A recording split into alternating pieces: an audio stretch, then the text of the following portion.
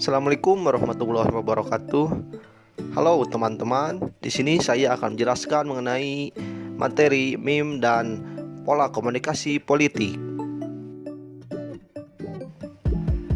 Meme dan pola komunikasi politik ini merupakan tugas yang diajukan untuk memenuhi UAS mata kuliah Sosiologi Politik.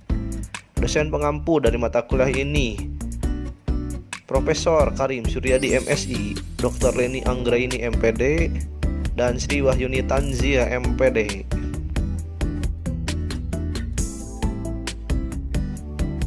Sebelum masuk ke materi, izinkan saya untuk memperkenalkan diri terlebih dahulu. Perkenalkan, nama saya Rizky Azharianto Taufik dengan NIM 1807567. Mahasiswa S1 Pendidikan Kewarganegaraan Universitas Pendidikan Indonesia. Apa pengertian meme politik? Sebelum masuk ke pengertian meme politik, saya akan menjelaskan terlebih dahulu mengenai pengertian meme. Menurut Brunello mengatakan, menurut istilah meme pertama kali dikemukakan oleh Richard Dawkins tahun 1976 dalam buku The Selfish Gene yang merujuk dalam gen. Perluasan definitif dari istilah biologis konsep Dawkins ini kemudian dipakai untuk menunjuk gejala umum tentang meme culture di internet, yakni sebuah cara di mana ide diimitasi, disebarkan, dan dimediasi dari orang ke orang lewat interaksi atau pembicaraan baik melalui medium analog maupun digital. Bakti dan kawan-kawan mengemukakan bahwa meme menampilkan kombinasi antara gambar, foto, dan teks serta ditujukan untuk merespon suatu isu yang sedang menjadi perbincangan.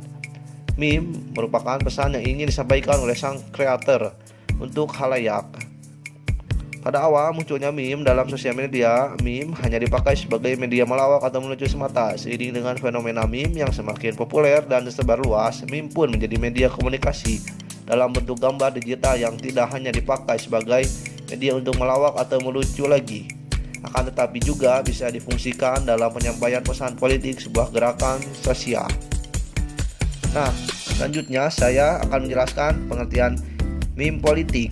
Meme politik menurut Hasan bahwa meme politik melepaskan diri dari apa yang secara formal diyakini sebagai budaya politik dan bahkan justru berupaya membalik kesopanan santunan dan segala protokol pesan politik. Kesopanan dibuang jauh dan diganti bukan saja oleh suatu yang serba terus terang, tetapi juga secara komedi memainkan ironi dan menghasilkan pesan yang satir. Berbentuk humor, meme menjadi salah satu ukuran penting seberapa jauh masyarakat mampu menghimpun kesadaran kritis terutama dalam tema-tema politik.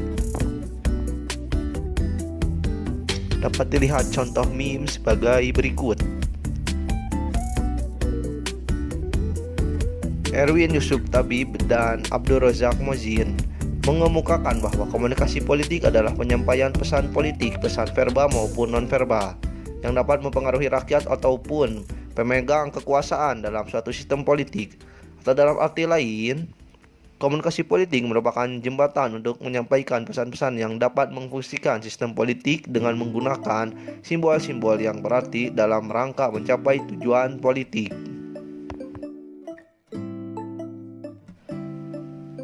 Kesimpulan dari materi ini, menurut saya meme dan pola komunikasi politik memiliki korelasi di antara keduanya. Pada era disrupsi ini, pola komunikasi dengan media sosial atau media digital memiliki potensi yang cukup besar karena aktivitas manusia pada zaman sekarang ini sudah sering menggunakan media sosial yang dimana kemajuan teknologi semakin pesat. Sehingga meme politik dan pola komunikasi politik di media sosial ini digunakan orang sebagai pesan untuk menyampaikan pesan atau kritik terhadap politik yang sedang ramai diperbincangkan di media sosial.